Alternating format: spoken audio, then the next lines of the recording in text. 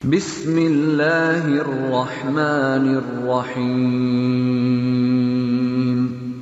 Assalamualaikum warahmatullahi wabarakatuh. Bismillahirrahmanirrahim. Wassalatu wassalamu ala rasulillah wa ala alihi wa ashabihi wa man wala, amma ba'd. Ikhwata rahimakumullah.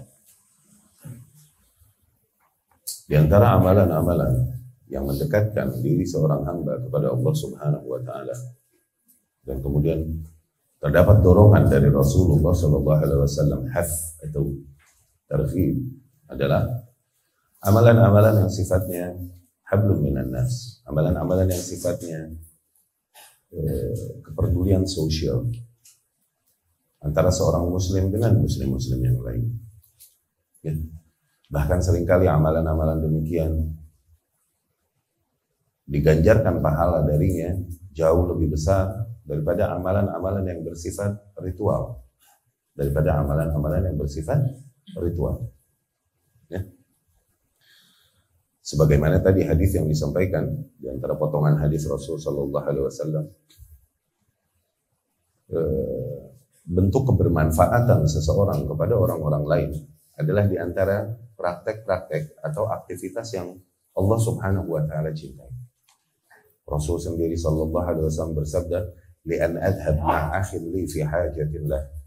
Ketika aku pergi bersama saudaraku membantu kebutuhan di antara kebutuhannya, ahabbu ilayya min an a'takifa fi masjid hadha. Itu jauh lebih aku cintai daripada aku berdiam diri, beriktikaf di masjidku ini. Bayangkan, salat di Masjid Nabawi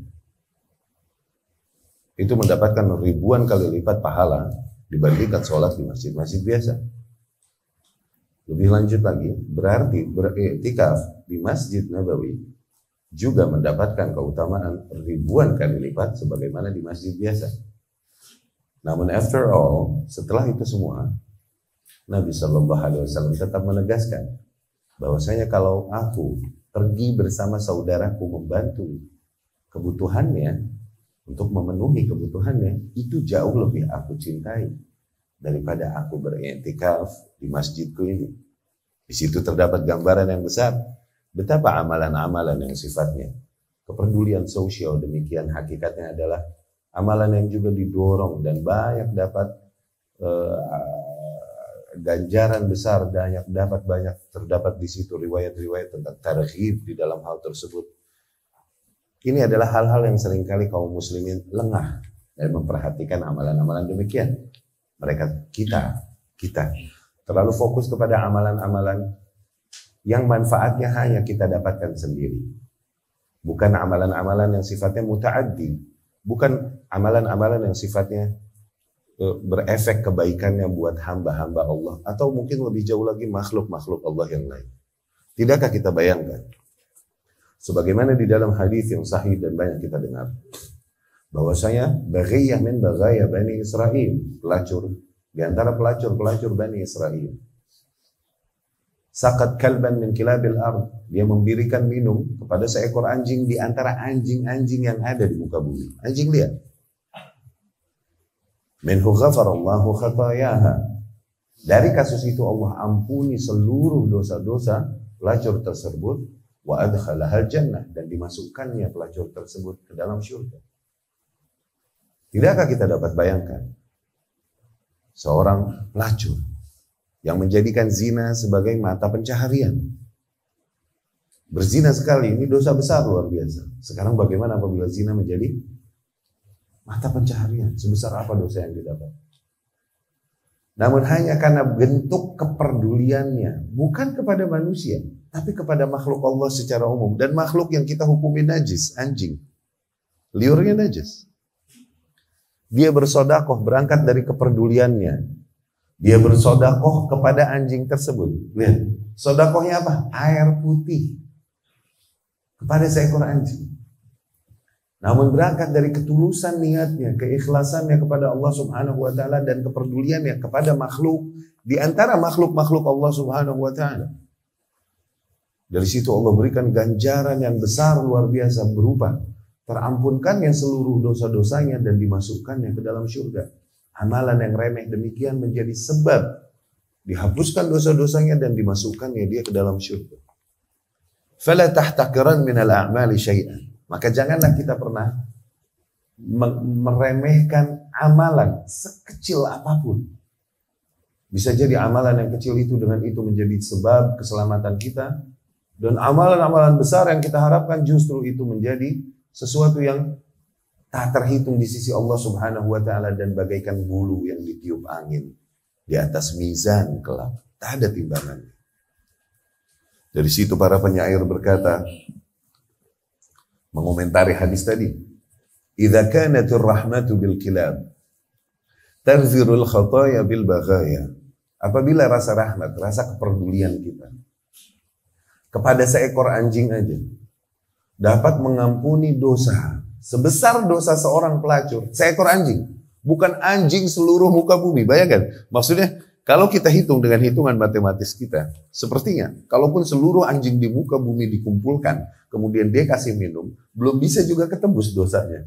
Kayaknya begitu deh, hitungan kita, bashar, manusia.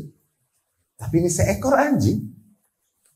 Apabila rasa rahmat yang ditunjukkan kepada seekor anjing aja dapat membuat terampuni dosa sebesar dosa seorang pelacur, famadza tasna'ur rahmatu liman wahhada rabbal baraya. Maka apa yang dapat dilakukan rahmat, nilai kepedulian ini apabila ditunjukkan kepada orang-orang, apabila ditunjukkan kepada orang-orang yang juga masih mentauhidkan Allah Subhanahu wa taala. Mentauhidkan Allah Subhanahu wa taala. Sebesar apa dosa yang akan terampuni dari hal tersebut? Sebesar apa dosa yang akan terampuni dari hal tersebut? Idza kanatir rahmatu bil kilabi taghfirul khataya bil baghaya. Apabila rasa rahmat yang ditunjukkan kepada seekor anjing aja membuat terampuni dosa-dosa sebesar dosa seorang pelacur, famadza tasna'ur rahmatu liman wahhada rabbal baraya. Maka sekarang bagaimana apabila rasa rahmat tersebut, kepedulian tersebut kita tunjukkan kepada manusia yang juga masih mengesahkan Allah Subhanahu wa taala. Maka sebesar apa dosa yang akan terampuni darinya. Ikhwatu rahimakumullah. Sallallahu alaihi ikhlas. Mintalah kepada Allah keikhlasan.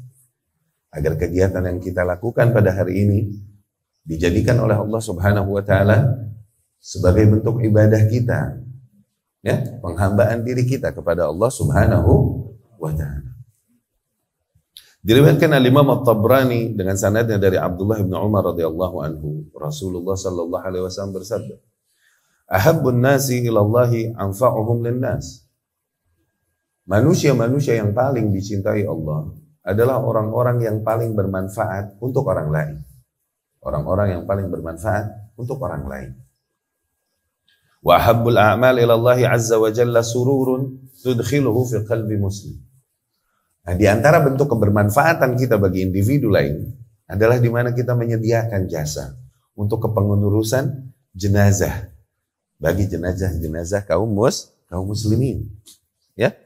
Yang dapat kita dapatkan, maksudnya yang membutuhkan pertolongan kita di kota kita atau sekitarnya. Ya. Wa habbul a'mali ila Allah azza wa jalla sururun tudkhiluhu fi qalbi muslim. Dan di antara sebaik-baiknya amalan, di antara hal-hal amalan-amalan yang paling Allah Subhanahu wa taala cintai adalah rasa bahagia yang kau dapat berikan ke hati seorang muslim. Lihat.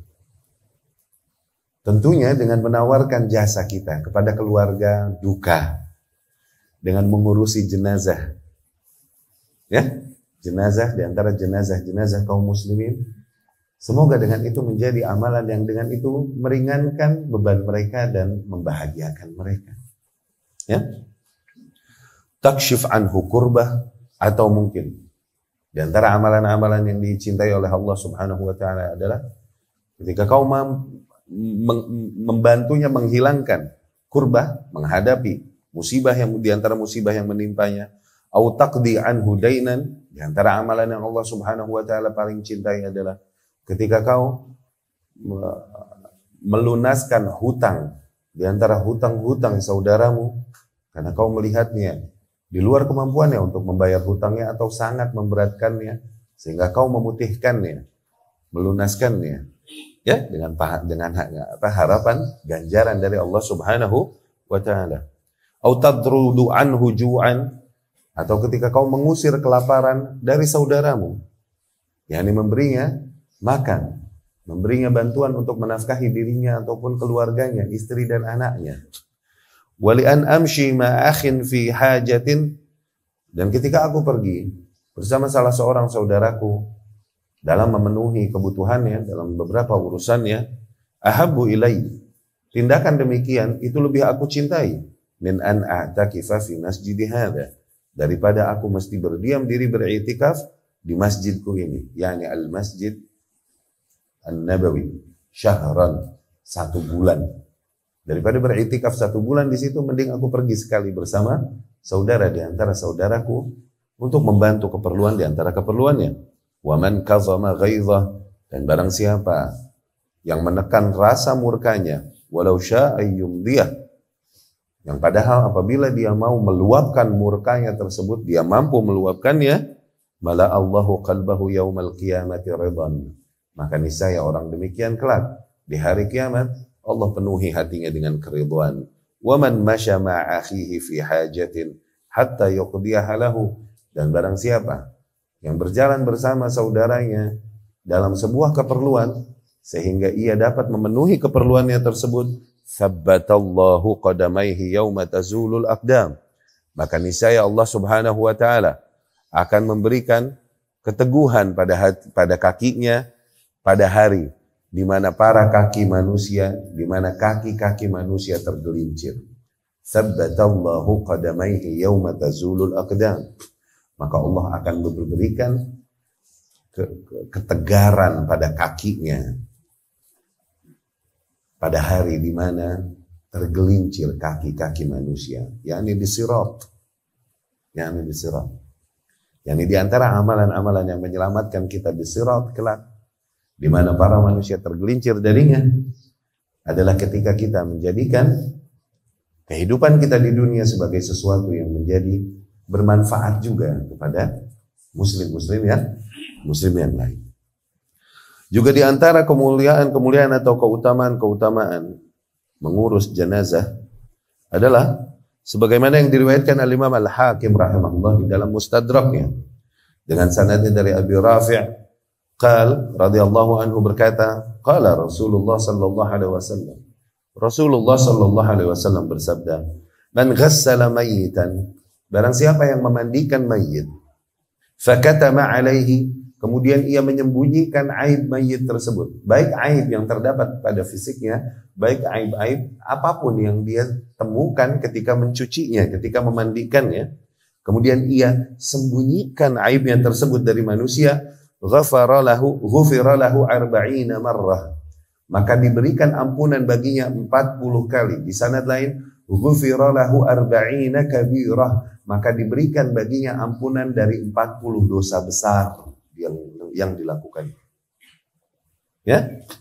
Wa man kaffana mayyitan, dan barang siapa yang mengkafani mayyit, kasahu Allahu min sundus wastabrakil jannah, maka kelak Allah Subhanahu wa Ta'ala pun akan memberinya sandang dari sutra dan beludru surga.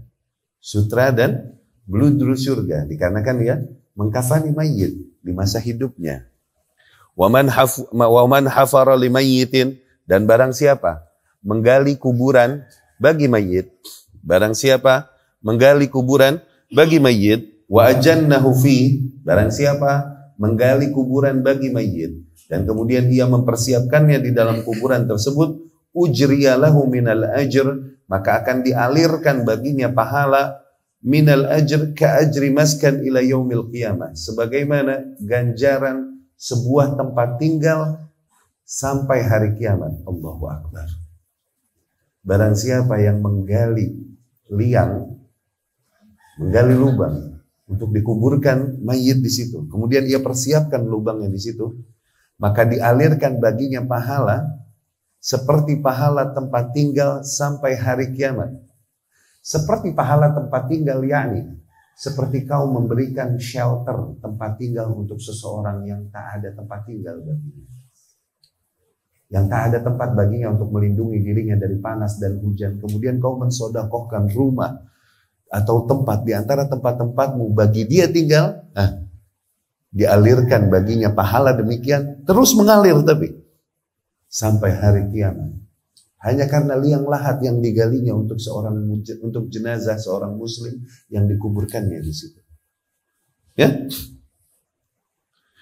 Hadis hadis sahih. Hadis ini sahih. Di atas syarat Imam Muslim rahimahullah.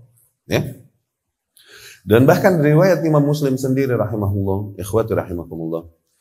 Rasulullah sallallahu alaihi wasallam bersabda, "Man shalla ala janazatin", barang siapa yang mensolati jenazah, walam yatba'ha, dan kemudian dia hanya mensolatinya, dia tidak mengantarnya ke kuburan, falahu qirat, maka dia mendapatkan pahala sebesar qirat. Sebesar qirat. Faman tabi'aha, fa in tabi'aha, dan apabila kemudian ia juga mengantar jenazah tersebut, yakni ke kuburan, falahu qiratan, maka dia mendapatkan pahala qiratan, 2 qirat. Qil, para sahabat pun bertanya, wa mal qiratan ya Rasulullah? Apa itu qirat ya Rasulullah? Rasul pun menjawab sallallahu alaihi wasallam, asgharuha mithlu jabalil Uhud. Qirat itu sekecil-kecilnya adalah sebesar gunung Uhud.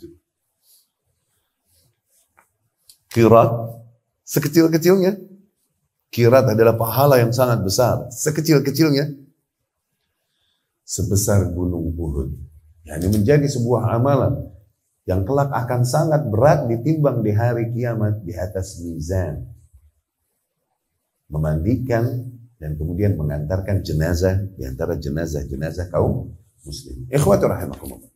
Masih banyak sekali keutamaan-keutamaan dari apa yang dilakukan dari kegiatan demikian secara umum, kegiatan yang menjadi bermanfaat ya bagi kaum muslimin, dan tentunya ini di antara bentuk sedekah dari sedekah terbesar seseorang ya kepada agamanya, kepada kaum muslimin ya, dan kepada negaranya juga.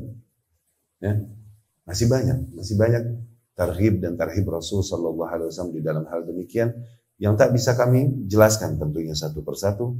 Maka dalam muqaddimah yang singkat ini kami buka acara pelatihan janaiz ini. Semoga Allah Subhanahu wa taala memberikan kepada kita keikhlasan, taufik, dan kemudian pemahaman yang baik di dalam memahami fikih di antara fikih-fikih agamanya. Ya. Allahumma la taj'al hazzana min dinina qaulana. Wahai Allah, janganlah kau jadikan jatah kami pada agama kami hanya ucapan kami belaka.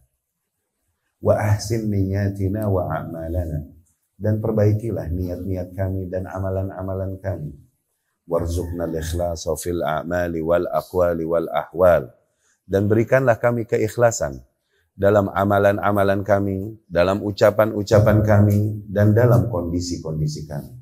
Berikanlah kami keikhlasan dalam amalan-amalan kami, dalam ucapan-ucapan kami, dan dalam seluruh kondisi kami. Ya Arhamar Rahimin. Aqulu qouli hadza wa astaghfirullah li wa lakum. Assalamualaikum warahmatullahi wabarakatuh.